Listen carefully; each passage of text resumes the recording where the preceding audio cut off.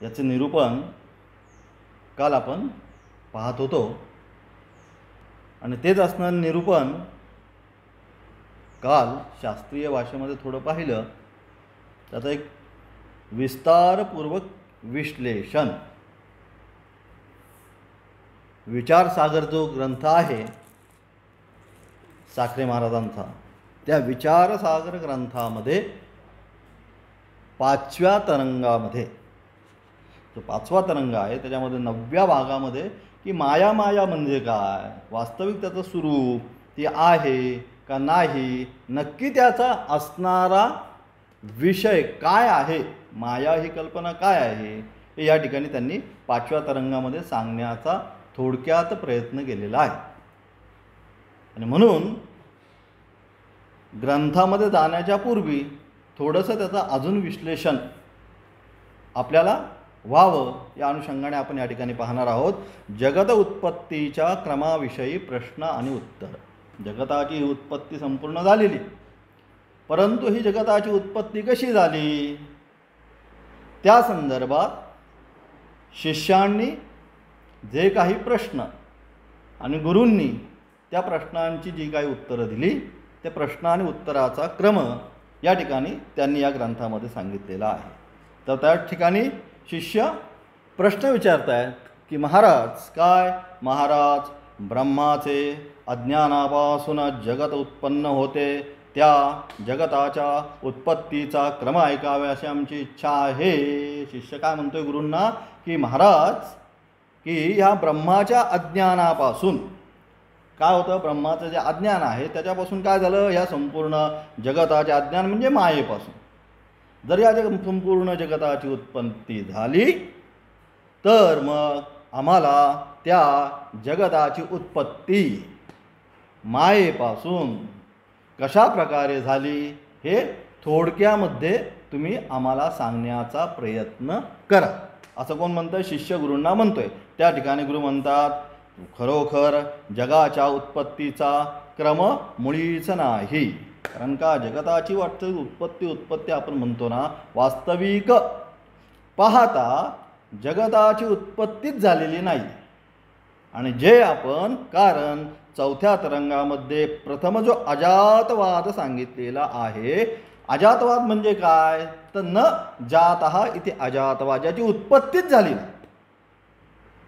मग जी गोष्ट उत्पन्नच झाली नाही तिच्या उत्पत्तीचा क्रम कसा काय सांगायचा आपण, जी वस्तू वस्तुत्वात नाहीच, वस्तू स्वरूपामध्ये ती वस्तू नाहीच, परंतु नसलेल्या गोष्टीचा आम्हाला काय करायचं आहे, ती वस्तू आहे म्हणून मग तिचा क्रम सांगा किंवा ती वस्तू कशी आहे हे सगळं तुम्ही आम्हाला सांगा. हे जे विधान आहे ही विधानच वास्तविक पाहता म्हणतात गुरु चुकीचे आहे. आणि म्हणून कारण 4थ्या तरंगामध्ये जो अजातवाद सांगितला, शास्त्रामध्ये अजातवाद एक येतो. मग अजातवाद म्हणजे काय, अजातवाद म्हणजे जिथं ज्याची उत्पत्तीच झाली नाही, न जातः इति अजातः, म्हणजे ज्याची उत्पत्तीच झाली नाही मग त्याचा क्रम सांगणार कसा, ती वस्तू कशी आहे सांगणार, जर असेल तर सांगू शकेल, पण नसलेली गोष्ट या ठिकाणी आम्हाला सांगायची, मग ती कशी काय सांगणार. म्हणून त्या ठिकाणी गुरु म्हणतात की कारण 4थ्या तरंगामध्ये प्रथम अजातवाद सांगितलेला आहे आणि म्हणून जगाचे क्रमाचा विचार करणे म्हणजे संपूर्ण जगताची उत्पत्ती कशी झाली याचा आपल्याला विचार करणे म्हणजे काय तर म्हणजे मृगजळामध्ये वस्त्र भिजवून पिळण्यासारखं आहे. वास्तविकता मृगजळ म्हणजे वास्तविक नाहीच आहे, परंतु काय केलं, त्या मृगजळामध्ये आम्ही काय केलं, एक वस्त्र घेतलं, ते वस्त्र काय केलं त्या मृगजळामध्ये टाकलं आणि काय केलं ते ओलं झालं अशी आम्ही भावना केली आणि पुन्हा काय केलं ते वस्त्र पिळण्याचा प्रयत्न केला. म्हणजे जगाची उत्पत्ती सांगायची म्हणजे काय तर याप्रमाणेच मृगजळामध्ये वस्त्र जसं पिळण्यासारखं आहे तसं जगताची उत्पत्ती सांगणे म्हणजे त्याप्रमाणे हा प्रयत्न आहे. कारण जी वस्तू निर्माणच झाली नाही त्या वस्तूचं आम्हाला विश्लेषण करायचं आहे. आणि म्हणून आता ठीक आहे म्हणून तुम्ही सांगताय, म्हणजे शिष्य तू विचारतोयस मला की भगवान ह्या जगताची उत्पत्ती कशी झाली कशी झाली कशी झाली.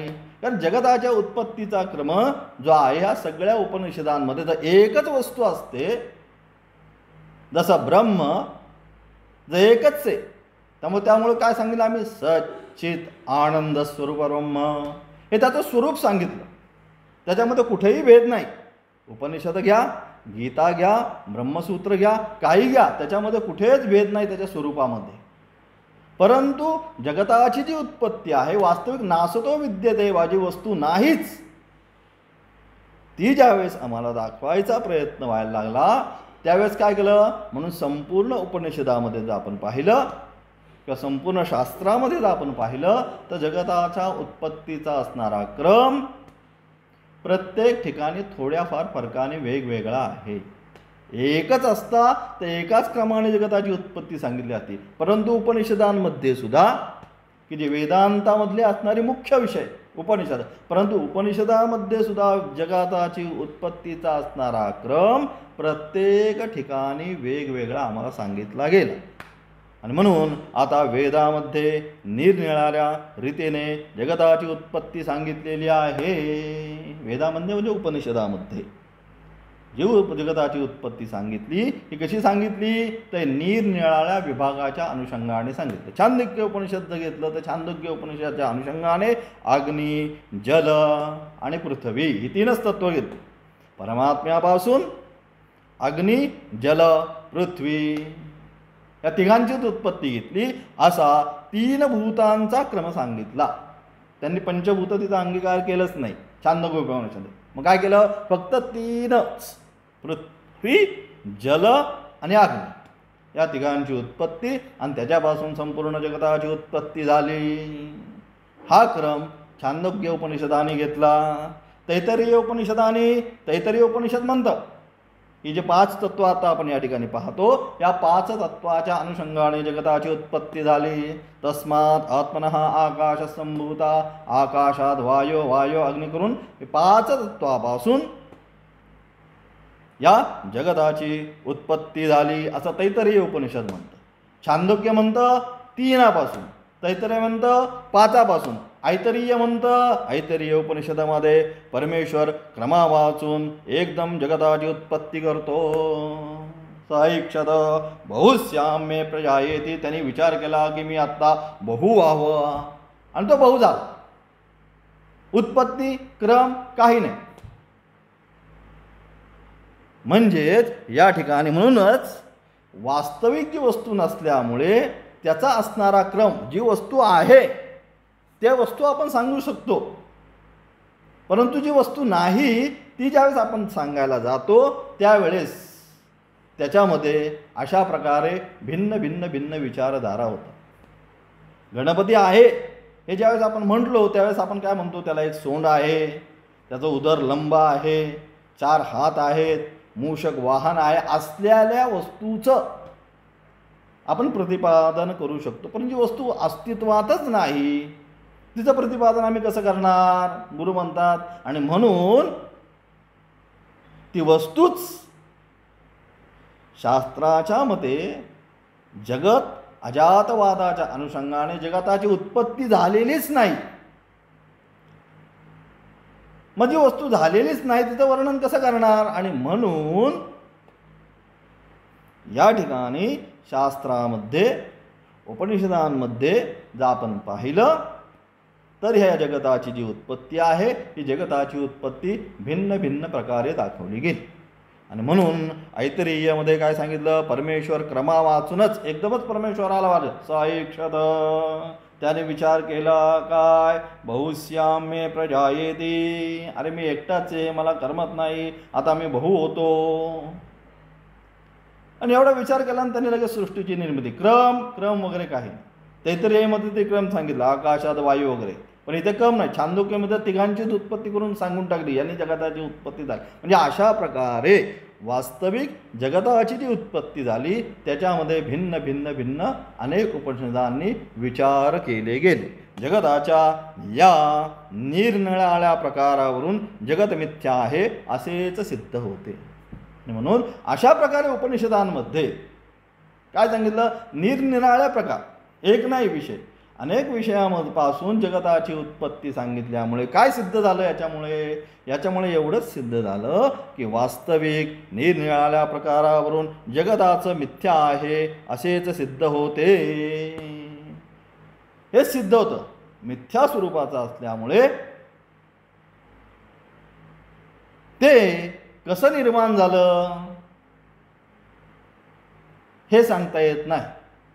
रज्जूवर सर्पाची निर्मिती कशी झाली हे सांगता येत नाही, आणि म्हणून जगत मिथ्या आहे असेच सिद्ध होते. जगत म्हणून काही सत्य पदार्थ असता, नीट ऐकायचं, जगत म्हणून काही सत्य पदार्थ असता तर त्याची उत्पत्ती परस्पर विरुद्ध अशा अनेक प्रकाराने सांगितली नसती.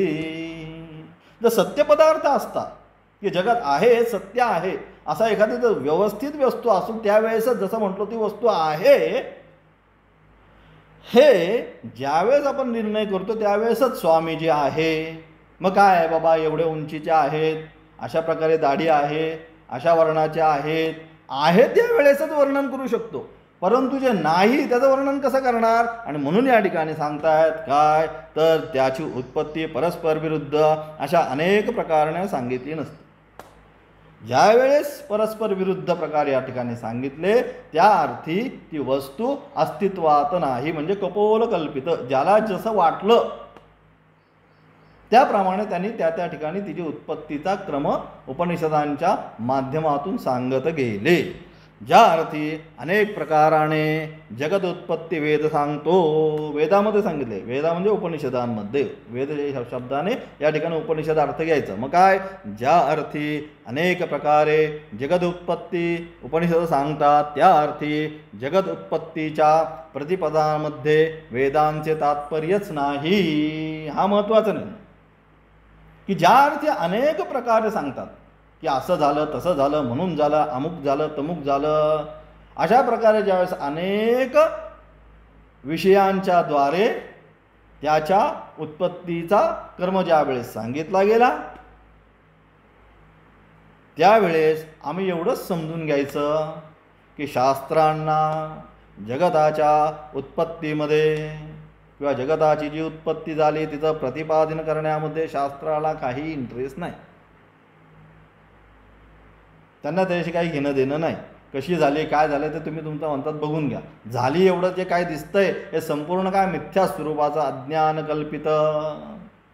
म्हणून त्यांनी त्या ठिकाणी त्याविषयी जास्त कुठेही सांगण्याचा प्रयत्न केला नाही किंवा आपापल्या अनुषंगाने मताप्रमाणे उत्पत्तीचा विषय उपनिषदांद्वारे सांगितला गेला. त्याच्यामध्ये कुठेही एका प्रकारे झाली असं कुठेही सांगितलं गेलेलं नाही. आणि म्हणून हेच काय सांगितलं, ज्या अर्थी अनेक प्रकारे जगत उत्पत्ती वेद सांगतो त्या अर्थी जगत उत्पत्तीच्या प्रतिपादनामध्ये वेदांचे तात्पर्यच नाही. आणि म्हणून मुमुक्षुने स्वीकारलेल्या जगताचा निषेध करून मुमुक्षास अद्वैत बोध व्हावा हेच तात्पर्य. लक्षात. म्हणून काम सांगितलं का, तर सांगितलं याच्याकरता की आम्ही मानलंय की जगत आहे, अमुक आहे, तमुक आहे, सुख आहे, दुःख आहे, हे सगळं काय केलं, आम्ही सगळं मानलं. म्हणून मुमुक्षुने म्हणजे आम्ही सर्वांनी, साधकांनी काय स्वीकारलेल्या जगताचा निषेध करून आम्ही आता मानलं इथं. मग जी कल्पना आम्ही केली, एखाद्याला भ्रम होतो एखाद्या गोष्टीचा, वास्तविक ते गोष्ट तिथं नसताना सुद्धा तो कोणता ते आहे तो मानतो. तसं काय झालं, आम्ही या ठिकाणी जगत आहे हे काय केलं, हे मानायला आम्ही ज्यावेळेस सुरुवात केली, मग असं आता मानलं. त्याने त्या ठिकाणी गेला बाहेर आणि समोर एखादा काय दिसला, मोठा खांब पाहिला त्यांनी. आणि खांब पाहिल्यानंतर समोर रात्रीच्या अंधारात त्याला काय वाटलं, कोणतरी तिथं दरोडेखोर येऊन बसलाय, चोर येऊन बसलाय. त्या खांबाला पाहून तिथं त्याला वाटलं. हे कोणी मानलं, आता त्यांनी मानलं. वास्तविक आहे का, नाही असून मानलं. मग काय केलं, मग आता त्याचं काय केलं पाहिजे, जे मानलंय की तिथे तो दरोडेखोर येऊन बसलाय रात्री पाहिल्यानंतर, हे त्याने आता मानलं. नसताना त्या खांबाला तसं समजून यांनी मानलं. मग काय केलं, आता त्याची निवृत्ती केली पाहिजे. मग काय केलं पाहिजे, तिथं त्याला जाऊन काहीतरी प्रकाश दाखवला पाहिजे, काहीतरी केलं पाहिजे, काहीतरी करून बाबा हे बघ, हे जे तू मानलास हा दगड नाही, हा जो तू म्हणतोय चोर दरोडेखोर वगैरे काही नाही, अरे हा खांबच आहे. हा काय झाला, तुला भ्रम झाला आणि तू म्हणायला लागला हा दरोडेखोर आहे. त्याप्रमाणे साधकाने मुमुक्षोने काय केलं, हे जगत आहे हे मानलं तुम्ही. आता वास्तविक नसताना तुम्ही काय केलं, हे मानलं. मग आता तर मानलं साधकाने, मुमुक्षुने मग काय करायला लागल, म्हणून मुमुक्षुने स्वीकारलेल्या जगताचा निषेध करून. आता अज्ञान तर आलं त्याला की जगत आहे. मग आता काय केलं पाहिजे, तर दूर केलं पाहिजे. जसं त्यांनी मानलं काय, त्या खांबावर त्या स्थानूवर कोणी दरोडेखोर आला आहे हे त्यांनी मानलं. मग आता काय केलं पाहिजे, तर दूर केलं पाहिजे. तसं या ठिकाणी सुद्धा जगताचा निषेध करून जर मानलं तर मग त्याचा आता निषेध केला पाहिजे. मुमुक्षुस अद्वैत बोध व्हावा हेच तात्पर्य. आणि म्हणून ब्रह्मस्वरूपावर मिथ्या जगताचा आरोप केला आहे. आणि म्हणून वास्तविक नसताना पण त्या ब्रह्मस्वरूपावर मिथ्या म्हणजे वास्तविक मिथ्या, मिथ्या म्हणजे याचा आता स्पष्ट अर्थ मागे दोनदा तीनदा आपण पाहिला. मिथद्वंद्वे एका गोष्टीवर दोन वस्तूंचा आभास होणे त्याला आपण मिथ्या म्हणतो. जी वस्तू नाही ती वस्तू त्या ठिकाणी दिसते त्याला आम्ही मिथ्या असं म्हणतो. आणि म्हणून ब्रह्मस्वरूपावर वास्तविक ब्रह्मच आहे या संपूर्ण जगताचा आधार. परंतु त्या ब्रह्मस्वरूपावर काय झालं, मिथ्या ज्ञानामुळे वास्तविक स्वरूप विसरला. आणि वास्तविक स्वरूप विसरल्यामुळे काय झालं, ते मिथ्या ज्ञान जे प्राप्त झालं त्या मिथ्या ज्ञानामुळे जगताचा आरोप केला. अलग लक्षात. आणि वास्तविक नसताना सुद्धा त्यांनी त्या मिथ्या ज्ञानामध्ये या ब्रह्मावर जगताचा आभास त्यांनी निर्माण करून घेतला. त्याचा दृष्टांत काय, विनोदा करते एकाने शोभाईच्या दारूचा हत्ती केला. एकाने काय केलं, शोभेची जी दारू असते म्हणजे जी आपण फुलझाडी वगैरे याच्यामध्ये वापरतो फुलभाज्यामध्ये वगैरे, त्याचा काय केला एक हत्ती, जे चक्रे असतात बघा म्हणजे दिवाळीच्या सणात वगैरे असे मोठमोठे बनवतात चक्र, आणि ते एकदा पेटवलं की ते डिझाईन सगळं एकदम आपल्याला दिसतं. त्याप्रमाणे विनोदाकरता एकाने शोभेच्या दारूचा हत्ती केला. त्याने काय केलं, त्या सगळ्या ह्याच्यापासून एक हत्ती शोभेच्या दारूचा केला. आणि हत्ती पेटवण्याच्या वेळी त्याचे कान व सोंड वाकडे झाले आहेत असे त्याला दिसले. आणि आता तो शोभेचा दारूचा त्याने हत्ती बनवला. आणि तो हत्ती जो आहे तो हत्ती काय करायचा, आता पेटवायचा आहे म्हणजे त्याचं ते संपूर्ण चक्र त्याला दिसेल अशा अनुषंगाने. मग त्याला काय दिसलं, ज्यावेळेस तो पेटवायला गेला त्यावेळेस त्याला काय दिसलं, त्याचे कान आणि त्याची सोंड ही वाकडी झालेली आहे असे त्या दिसले. तरी तो हत्ती उडवणारा माणूस ते नीट करण्याचा प्रयत्न करत नाही, कारण हत्ती सुंदर करण्याचा त्याचा उद्देश नसून पेटून देण्याचा उद्देश आहे. त्याला ज्यावेळेस कळलं की आता पेटवायला गेला, अरे आता कान वेकडा आहे, त्याचं हे वाकडं आहे, त्याचं शेपूट वाकडं आहे, पण त्याचा आता त्याच्यामध्ये इंटरेस्ट नाही आहे. त्याला इंटरेस्ट काय आहे, हे जे बनवलेली जी वस्तू आहे, जो हत्ती हा बनवलेला आहे हा कशासाठी बनवला आहे, मी दारूने बनवलेला आहे म्हणजे फुलझडीने. मग मला काय, तर पेटवल्यानंतर त्याचं स्वरूप फक्त दिसणं त्याच्यामध्ये त्याला इंटरेस्ट आहे. तिथं वाकडं काय, कान वाकडा आहे का सोंड वाकडी याच्यामध्ये त्याला कुठलाच इंटरेस्ट नाही. म्हणजेच तो हत्ती सुंदर करण्याचा त्याचा उद्देश नसून पेटून देण्याचा त्याचा उद्देश आहे. त्याप्रमाणे त्याचा इंटरेस्ट कशामध्ये, हत्ती कसा दिसतो याच्यामध्ये इंटरेस्ट नाही आहे त्या शोभेच्या दारूच्या. मग तो पेटवल्यानंतर तो कसा दिसेल याच्यामध्येच त्याचा इंटरेस्ट आहे. म्हणून तिथं तो काय करत बसत नाही, त्याची सोंड वाकडी झाली का कान वाकडा झाला याच्याशी काही करत बसत नाही, कारण हत्ती सुंदर करण्याचा त्याचा उद्देश नसून पेटून देण्याचा उद्देश होता. त्याप्रमाणे अद्वैत ब्रह्मज्ञानास प्रतिबंध हे जगत करते. त्याचा अपवाद म्हणजे निराश करण्याकरिता प्रथम जगताचा अध्यारोप केला. अद्वैत जे तत्वज्ञान आहे म्हणजे काय, एकम सद्विप्रा बहुधा सच्चिदानंद फक्त ब्रह्मच आहे, ब्रह्मतत्वच आहे, ब्रह्मा व्यतिरिक्त काही नाही, हे अद्वैत जे तत्वज्ञान आहे. एकमेव अद्वितीय ब्रह्म हे अद्वैत तत्वज्ञान. मग हे जे अद्वैत तत्वज्ञान आहे, एकमेव अद्वितीय ब्रह्म, त्या ब्रह्माच्या व्यतिरिक्त दुसरी कुठलीच वस्तू नाही, एकच आहे ते.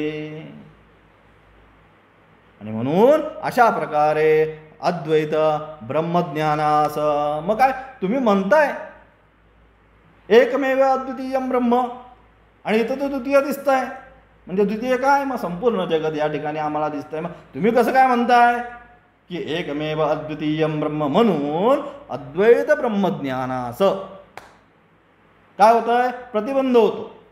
ज्यावेळेस तो तुम्ही म्हणता एकीकडे एक आहे, परंतु इथं आम्हाला शिष्यांना दोन संपूर्ण जगत दिसतंय, सुख आहे, दुःख आहे, जन्म आहे, मरण आहे, हे सगळं आम्ही पाहतोय, आणि तुम्ही कसं म्हणताय. आणि म्हणून जे अद्वैत तत्वज्ञान आहे, त्या अद्वैत ब्रह्मज्ञानास प्रतिबंध हे जगत करतं, आणि त्याचा अपवाद म्हणजे निराश करण्याकरता प्रथम जगताचा अध्यारोप केला आहे. अलग लक्षात. आता आहे शिष्य म्हणतोय, मग काय केलं, त्याचा प्रथम फक्त अध्यारोप आहे. तुष्यतु दुर्जन न्यायेन. ठीक आहे, वस्तू एखाद्या व्यवहारामध्ये ती गोष्ट झालेलीच नसते, पण तो एखादा हट्टा असंच करतो, नाही असंच आहे, हट्टी पुरुष असतो एखादा की नाही ते तसंच आहे. मग आपण काय म्हणतो, तुष्यतु दुर्जन न्यायेन. ठीक आहे, तुला असं म्हणायचं आहे ना, मग ठीक आहे, हे आहे, मग तू म्हणतोय ना जगत आहे, मग ठीक आहे, चला जगताचा अध्यारोप केला. आणि म्हणून अशा प्रकारे प्रथम जगताचा अध्यारोप केला. जगत सत्य नसल्यामुळे वाटेल त्याप्रमाणे उत्पत्ती सांगितली. अध्यारोप एकदा केल्यानंतर वास्तविक ती वस्तू नाहीच आहे, म्हणून जगत सत्य नसल्यामुळे वाटेल त्याप्रमाणे त्याची उत्पत्ती सांगितली.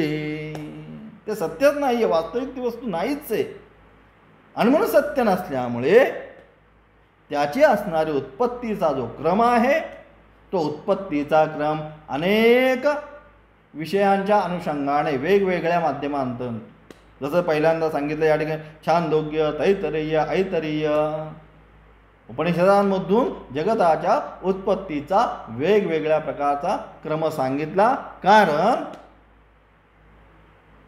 ती वस्तूच तिथं उत्पन्न नसल्यामुळे केवळ त्याचा तुम्ही अध्यारोप करतो. म्हटला केवळ आहे, मग म्हटलं म्हणून ती कसं झालं, लहान मुलं म्हणतात की असंच झालं, ते तसं होतं, मग ठीक आहे असं झालं ना, चालेल, मग याच्यामुळे झालं. वास्तविक त्यात जे सांगतो आपण त्याला ती जो लहान मुलं जी गोष्ट आपल्याला विचारतात, पण आपण काय करतो, त्यांच्या समाधानासाठी बाबा हे असं का, आई हे असं का, हे तसंच का घडलं, हे असंच का घडलं. मग ज्यावेळेस त्यांनी प्रश्न करतात आपल्याला हे असंच का घडलं, त्यावेळेस आपल्याला काय करायला लागतं, त्यांच्या समाधानाकरता. वास्तविक तुम्हाला पण माहिती आहे की हे या प्रश्नाचं उत्तर नाही आहे, परंतु आता काय झालंय, त्यांनी विचारलंय तुम्हाला, त्यांची बुद्धी तेवढीच आहे, तुमची प्रगल्भ बुद्धी झालेली आहे, आणि म्हणून तुम्ही काय करतात, त्याच्या अनुषंगाने त्या गोष्टीचं उत्तर देण्याचा आपला प्रयत्न राहतो. मग तो काय करेल, आई त्या गोष्टीचं उत्तर वेगळ्या मार्गाने देईल, तो बाबांना विचारेल बाबा हे असं का, त्याच गोष्टीचं उत्तर बाबा वेगळ्या दृष्टीने सांगतील. त्याप्रमाणे या ठिकाणी सुद्धा काय तर आपण या ठिकाणी काय, जगत सत्य नसल्यामुळे वाटेल त्याप्रमाणे उत्पत्ती सांगितली. वेदांतात परमात्म्याचे सच्चिदानंद अशा एकाच रूपाने जे वर्णन केलेले आहे तसे जगताचे केलेले नाही. जसं वाटलं ऋषींना, आता मानतोय शिष्य जगत आहे, आलाय या ठिकाणी जगत आहे, जगत आहे, स्वामीन, दुःख आहे, सुख आहे, जन्म आहे, मरण आहे, अमुक आहे, तमुक आहे, हे सगळं तो मानतोय, आणि तो या ठिकाणी येऊन आता माझ्या पुढे बसला. मग आता काय करायचं, मग त्याला आता तू आहे मानतोय ना, मग ठीक आहे बाबा, हे तू आहे म्हणतो, हे बाबा हे असं असं झालं, या आकाशापासून वायू झाला, वायूपासून अग्नी, अग्नीपासून पुढे सगळं जल, जल पृथ्वी, पृथ्वी औषधे, औषधे अन्न, अन्न पुरुष. तू मानलं, मग तुला क्रम सांगितला. दुसरीकडे गेला दुसऱ्या क्रमाने. म्हणून या ठिकाणी वेदांत परमात्म्या म्हणून या ठिकाणी काय केलं, जगत सत्य नसल्यामुळे, वास्तविक जगत नाहीच आहे, जगत सत्य नसल्यामुळे वाटेल त्याप्रमाणे उत्पत्ती सांगितली. वेदात परमात्म्याचे सच्चिदानंद अशा एकाच रूपाने जे वर्णन केलेले आहे, परंतु जगताचं अनेक प्रकारे वर्णन केलं, परंतु परमात्म्याचं जे वर्णन आहे ते संपूर्ण शास्त्रामध्ये, संपूर्ण वेदांमध्ये, संपूर्ण उपनिषदांमध्ये काय केलं, ते एकाच प्रकारे केलं. काय, सच्चिदानंद स्वरूप. या अशा एकाच रूपाने जसे वर्णन केले तसे जगताचे केले नाही. जसं परमात्म्याचं वर्णन केलं की तो एक हा, तो कसा आहे, तो एकच आहे, तो कसा आहे, सच्चिदानंद स्वरूप आहे. कुठेही जा, याच्यामध्ये बदल केला नाही. परंतु जगताच्या उत्पत्तीमध्ये प्रत्येक ठिकाणी काही ना काही वेगळ्या वेगळ्या प्रकारे जगताची उत्पत्ती त्या ठिकाणी सांगितली. आणि म्हणून तसे जगताचे केले नाही. याचे कारण जगत म्हणून सत्य पदार्थच नाही. आलं का लक्षात? काय सांगताय ते? शेवटी याचा सिद्धांत, शेवट काय, तात्पर्य काय, आत्तापर्यंत जेवढं वाचलं याचं तात्पर्य निर्णय काय, तर जगत म्हणून सत्य पदार्थच या ठिकाणी कोणता नाही. आणि म्हणून वेदांचा अभिप्राय जगत निषेधामध्ये नाही, जगत उत्पत्तीत नाही, हे सिद्ध झाले. जगत म्हणून कुठला पदार्थच या ठिकाणी नाही. मग जगत म्हणून कुठलाच पदार्थ नाही, मग त्याची उत्पत्ती, त्याचा निषेध, त्या सगळ्यामध्ये जगत म्हणून सत्य पदार्थच नाही. आणि म्हणून वेदाचा अभिप्राय जगत निषेधात आहे, जगत उत्पत्तीत नाही.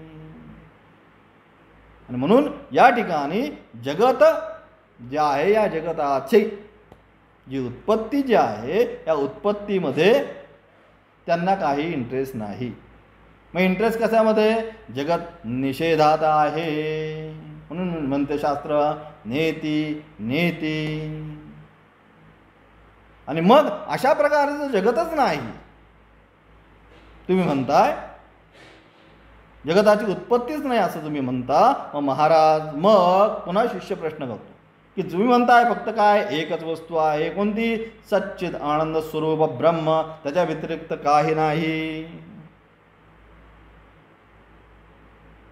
मग ब्रह्मसूत्राच्या, मग तुम्ही तर असं म्हणताय की जगतच नाही, मग शास्त्रामध्ये सांगितलंय, मग ते कसं काय, मग ते सांगतो. मग ब्रह्मसूत्राच्या दुसऱ्या अध्यायामध्ये सूत्रकार भगवान व्यास ब्रह्मसूत्राचं आता उदाहरण या ठिकाणी घेतात की त्या ठिकाणी दुसरा जो अध्याय आहे त्या दुसऱ्या अध्यायामध्ये भगवान वेदव्यास आणि भगवान शंकराचार्य यांनी तैत्तिरीय श्रुतीच्या अनुसार सर्व उपनिषदांचा अभिप्राय सांगितला आहे. तो कसा, आता ब्रह्मसूत्र म्हणजे काय, गीता, उपनिषद आणि ब्रह्मसूत्र, बरोबर. त्याला आपण काय म्हणतो, प्रस्थानत्रय, की ज्याच्यामध्ये हा संपूर्ण याचा सारासार विचार ज्याच्यामध्ये केला जातो त्याला आपण प्रस्थानत्रय म्हणतो.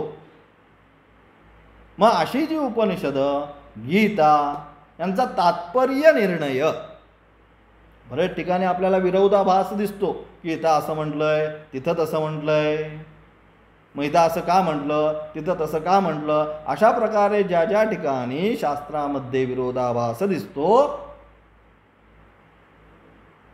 त्या त्या विरोधाभासाचं असणारं समाधान तर झालं पाहिजे मनामध्ये. विरोधाभास ठेवून चालणार नाही.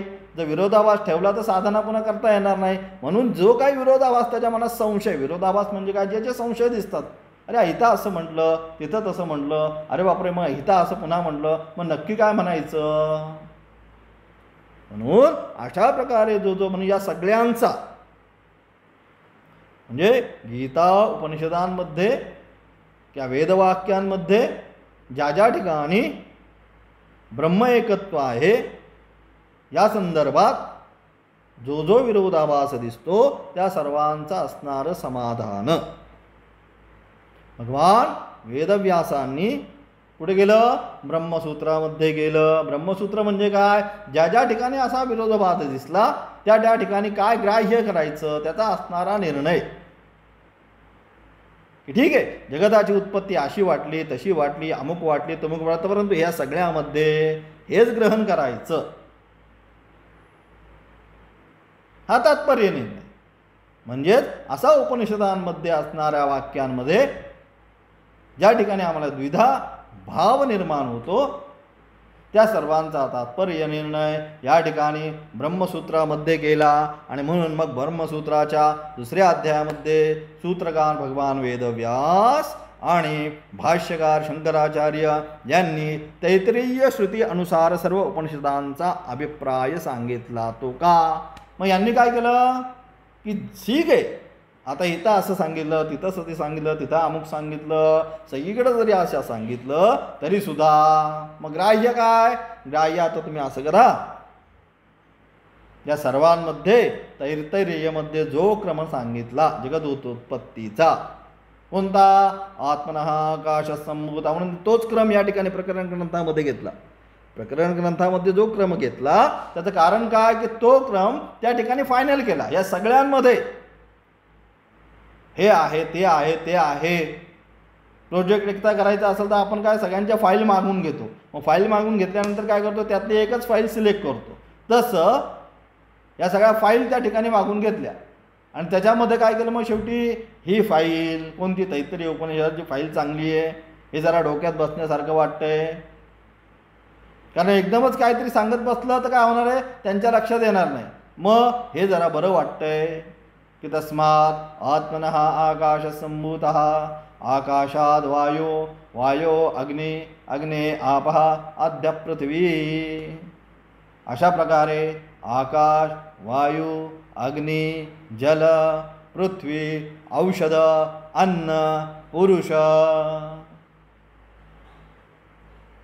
हा जो जगत उत्पत्तीचा क्रम सांगितलेला आहे, हा क्रम तुम्ही, आम्ही सर्व मुमुक्षु जे आहेत त्या सर्व मुमुक्षूंनी हा क्रम तुम्ही काय करा, ग्राह्य आहे म्हणून समजा.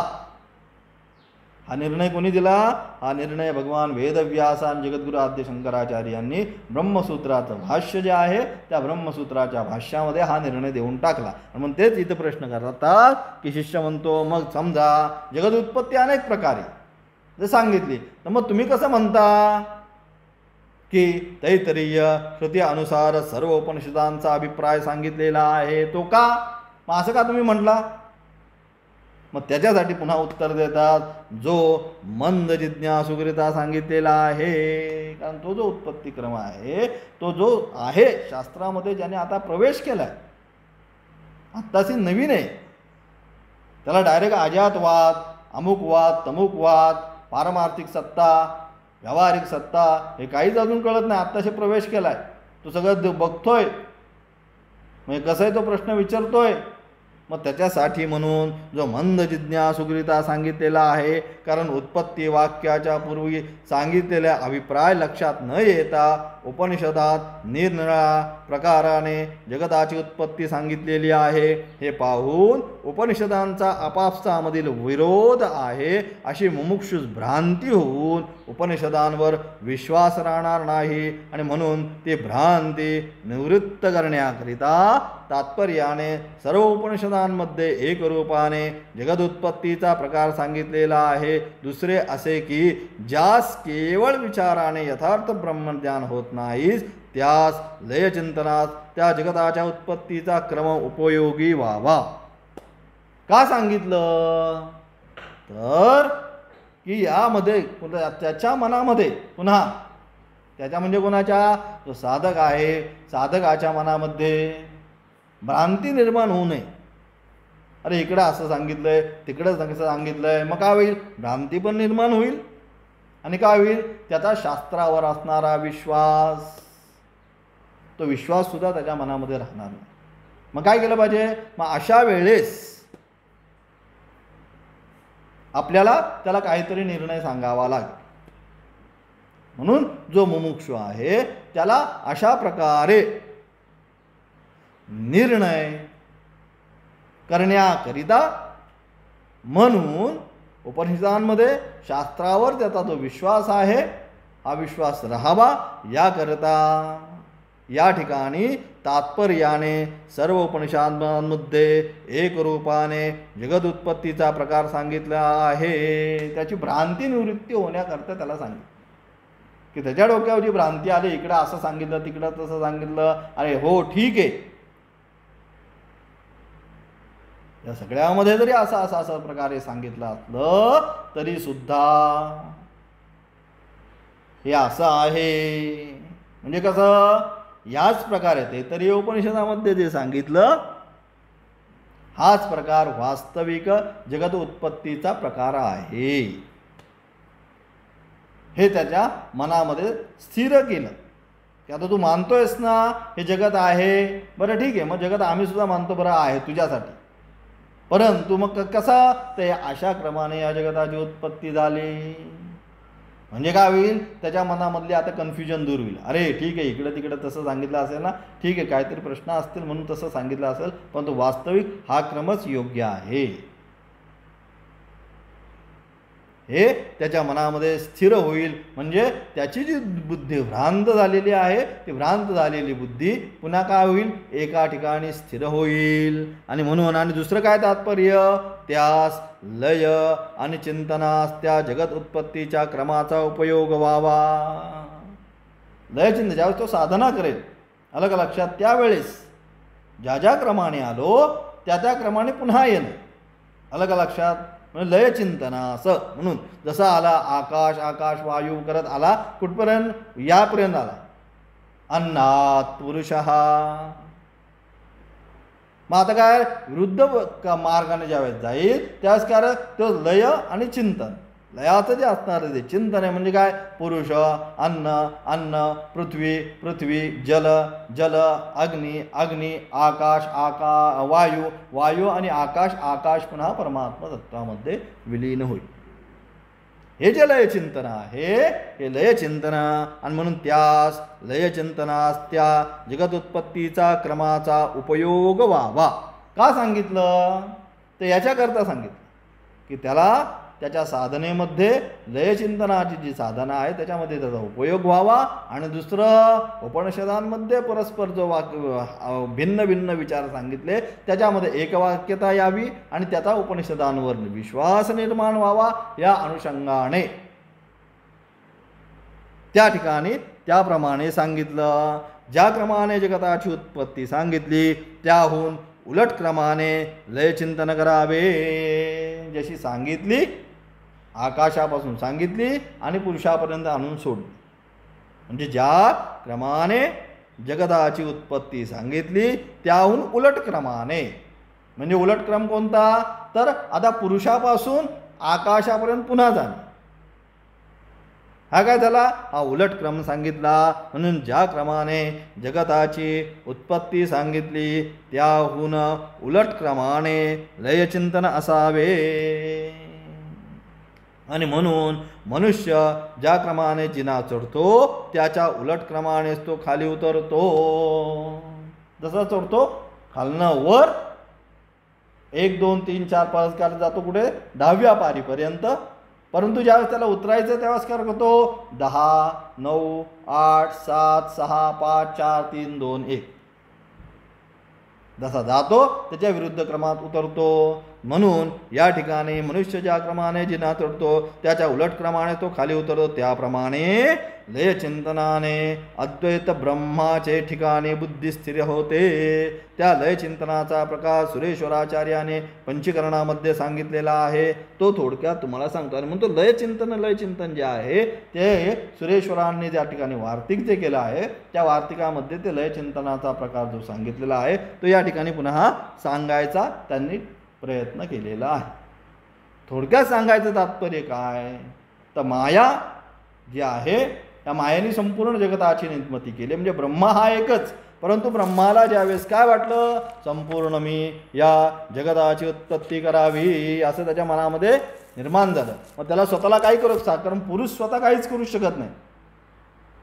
म्हणून काय केलं त्याने मायेला त्या ठिकाणी ग्रहण केलं आणि मायेला सांगितलं तू काय का तुझ्यापासून तुला पाहिजे असणारी शक्ती जी आहे ती माझ्याकडनं तू ग्रहण कर आणि मग काय कर, तू या संपूर्ण जगताची निर्मिती कर. मग ज्यावेळेस मायेला सांगितलं, माया सुद्धा काही करू शकली नाही. मग मायाने काय केलं, असणारी त्याची शक्ती घेऊन स्वतःमधून सात्विक, राजसिक आणि तामसिक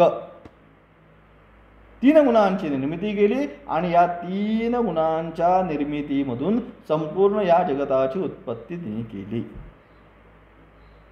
आणि म्हणून अशी जी माया आहे शुद्ध सत्वप्रधानाच्या अनुषंगाने जे ब्रह्माचं जे प्रतिबिंब आहे त्या मायेमध्ये पडणारं त्याला आम्ही ईश्वर असं म्हटलो. म्हणजेच सूर्याचं असणारं प्रतिबिंब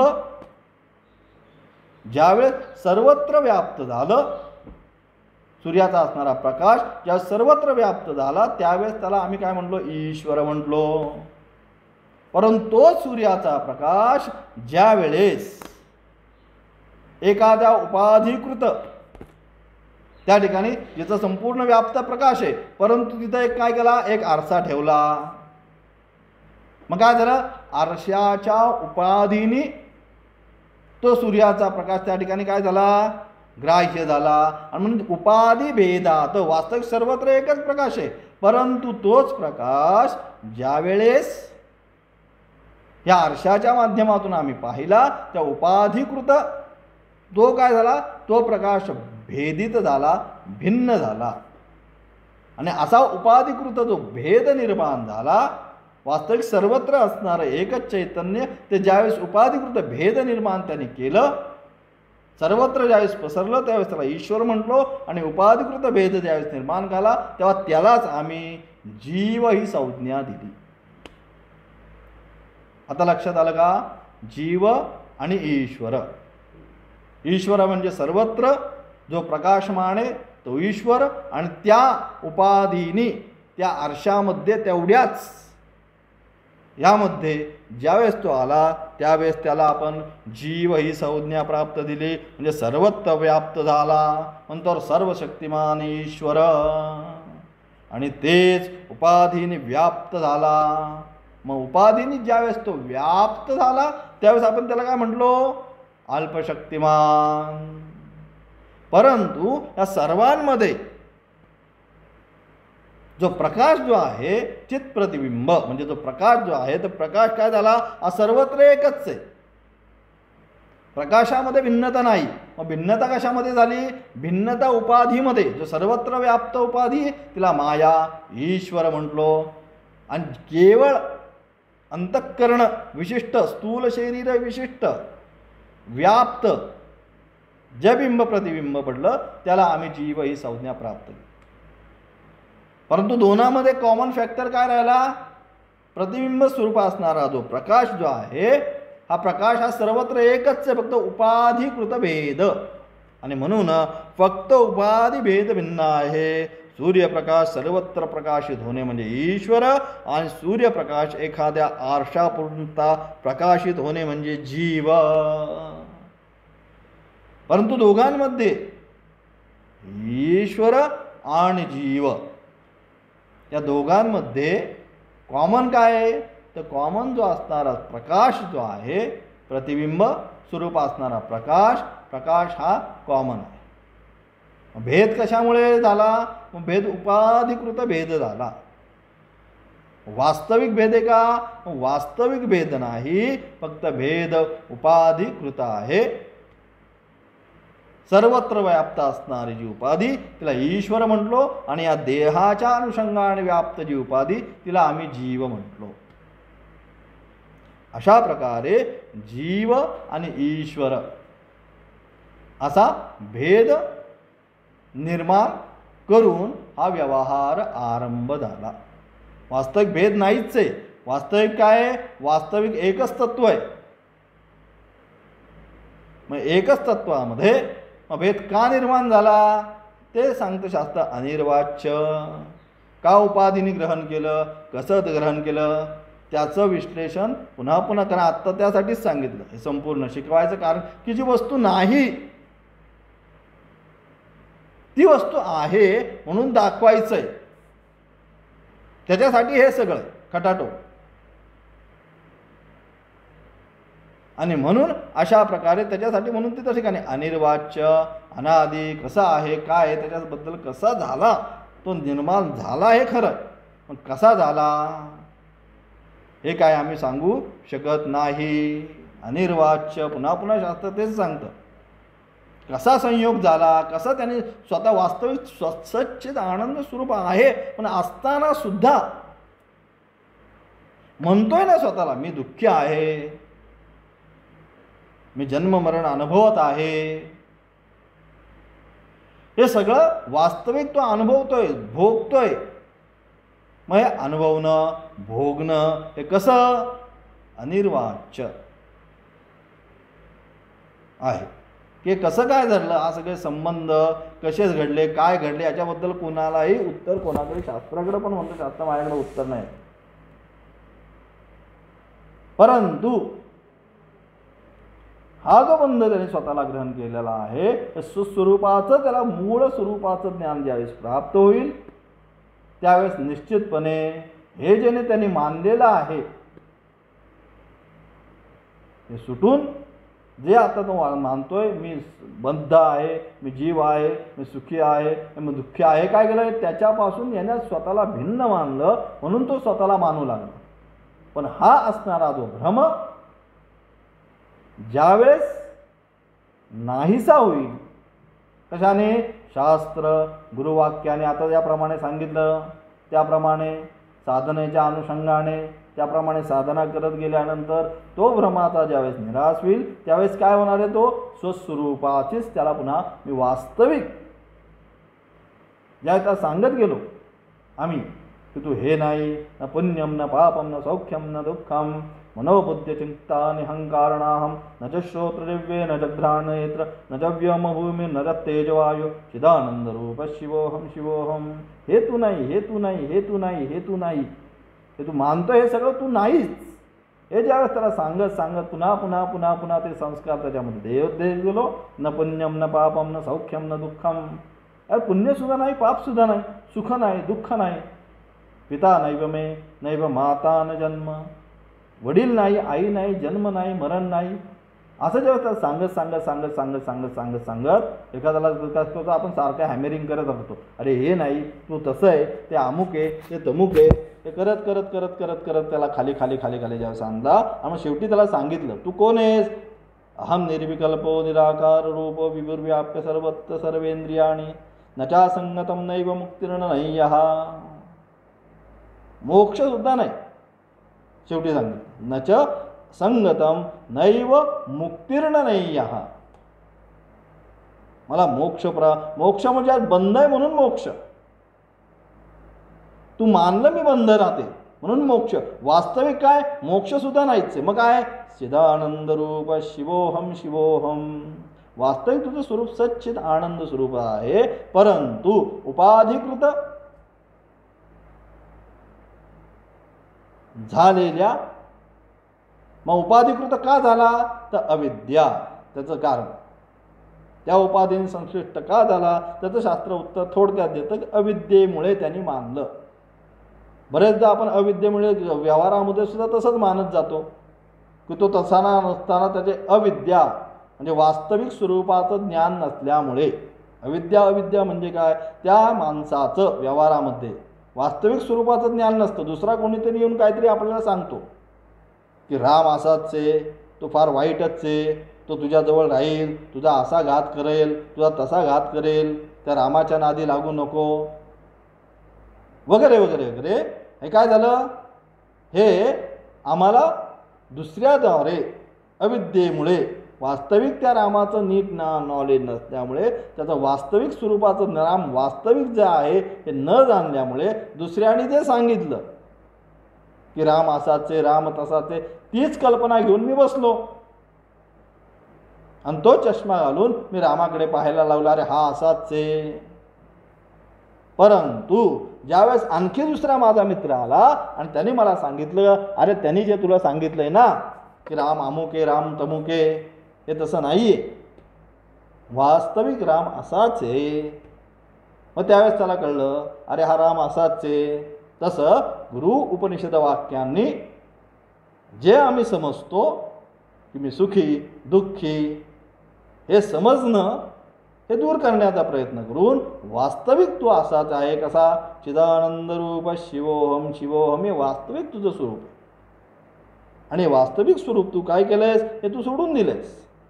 आणि अवास्तविक स्वरूप सुखी दुःखी, दुःखाच्या अनुषंगाने सुखी, वास्तविक तो सुख पण नाही तिथं दुःख पण नाही, तो वस्तूच एकच आहे. मग अंतिम टप्प्यामध्ये वेदांताच्या गेल्यानंतर अनुभव सुद्धा तिथं होत नाही. अनुभव कशाचा करायचा, जी वस्तू आपल्यापासून अत्यंत महत्त्वाचा सिद्धांत शेवट सांगितला की तिथं अनुभव होतो का, तर तिथं अनुभव सुद्धा होत नाही. कारण अनुभव ज्यावेळेस एखाद्या गोष्टीचा आपल्या वेळेस होतो त्यावेळेस जी गोष्ट आपल्यापासून भिन्न असते त्या भिन्न गोष्टीचाच अनुभव आपल्याला होत असतो. चहा ज्यावेळेस आम्ही पितो आणि पिल्यानंतर आम्ही काय म्हणतो, बरं वाटलं. म्हणजे काय, प्रत्येक भिन्न गोष्टीचा तिथं एकच वस्तू आहे. कल्पना करा, त्या एक वस्तूच्या व्यतिरिक्त अन्य वस्तूचाच अभाव आहे. मग कसा काय अनुभव होईल, मग तिथं काही होत नाही. म्हणून शास्त्र म्हणतं मौनम व्याख्या प्रकटित परब्रह्म तत्त्वम युवानम. कारण सगळे भावच जातात. आणि म्हणून सांगितलं मी तू पण गेले वाया. मी आणि तू ही जी भावना जी मनामध्ये आहे, ही भावनाच ज्यावेळेस समाप्त होऊन जाते, विचार करा,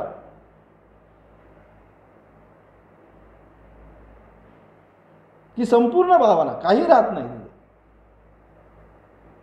माझे मी पण गेले वाया सांगितलं.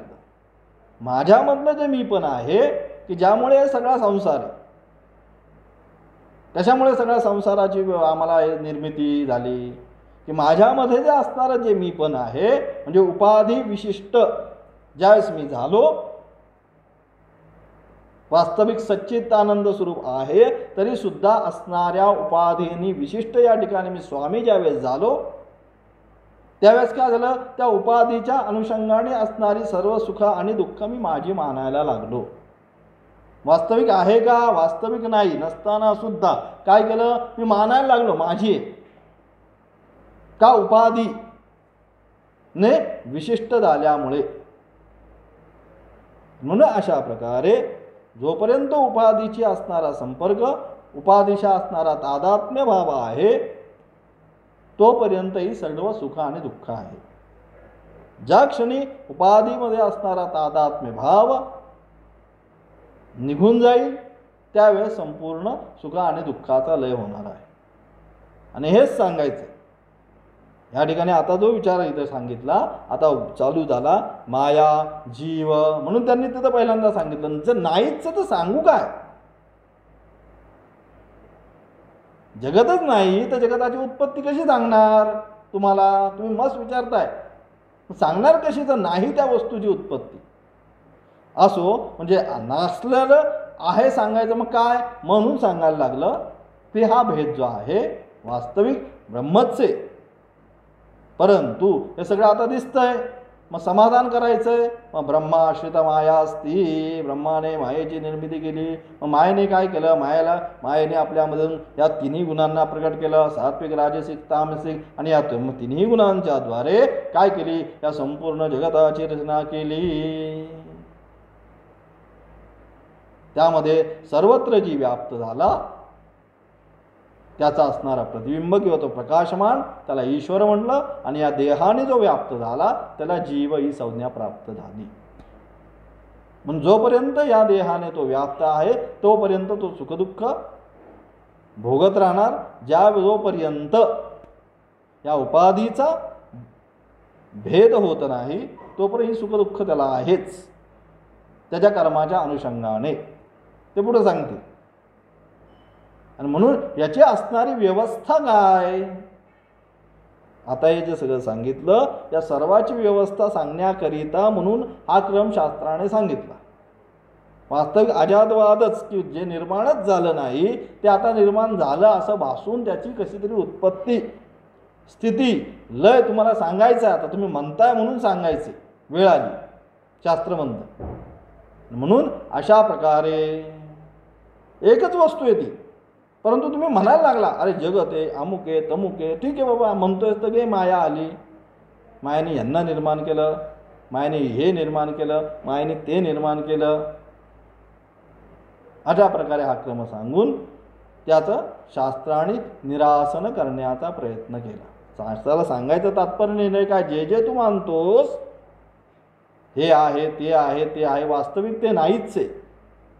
म्हणून नेती नेती नेती नेती नेती शेवटी सांगितलं शास्त्रगत करत, हे का नाही, ते नाही, ते नाही, ते नाही. मग सगळं गेल्यानंतर काय राहतं, तेच आहे. अरे सगळ्या ज्यावेळेस संपतं ते संपल्यानंतर जे राहतं, आपण आता म्हणतो हे आहे, ते आहे, ते आहे, ते आहे, आया आया आहे, नंतर जे राहतं सगळं गेल्यानंतर तेच फक्त आहे. मग ते काय आहे, ते आहे सच्चित आनंद स्वरूप ब्रह्म, की ज्याच्यावर या सगळ्याचा आभास निर्माण करून आम्हाला फक्त त्याने दाखवलेला आहे. हेच दाखवतं कोण, मग हा सर्व विषय दाखवणारा कोणतरी पाहिजे. प्रोडक्टर पिक्चर केलाय आता, मग त्याचा कोणतरी दिग्दर्शक पाहिजे. मग दिग्दर्शक कोण, मग दिग्दर्शक म्हणजे माया. तिने काय केलं, हे सगळं आम्हाला दाखवायचा सगळा प्रयत्न केला. आणि अशा प्रकारे या जगताची, या जीवाची उत्पत्ती या मायेने करून ती सुख आणि दुःख आम्हाला भोगायला लावली. हा सारा सार, आत्ता जे काय सगळा विषय चाललेला आहे त्याचा सारा सार विचार अशा प्रकारे होऊ शकतो. याचा असणारा अजून थोडंफार विश्लेषण आता बऱ्यापैकी सांगण्याचा पूर्ण प्रयत्न केला एवढ्या तासाच्या माध्यमातून, आणि थोडंसं आणखी थोडंफार काय राहिला असेल तर ते आणखीन उद्याच्या पाठामध्ये पुन्हा पाहण्याचा प्रयत्न करू. उद्या शनिवार असला तरी पाठ होईल उद्या, ठीक आहे. कारण परत आता मध्ये सोडून दिलं तर परत सोमवारी परत सगळं विसरलं जातं, परत पहिल्यापासून मला सुरुवात करायला लागेल. त्यामुळे उद्या पाठ होईल आणि उद्या याचं संपूर्ण असलेलं पुन्हा थोडंफार विश्लेषण जे काय राहिलं आहे ते पूर्ण करून मग पुढच्या भागाला आपण संचित, प्रारब्ध आणि आगामी कर्म याच्यासाठी आपण जाऊ. ओ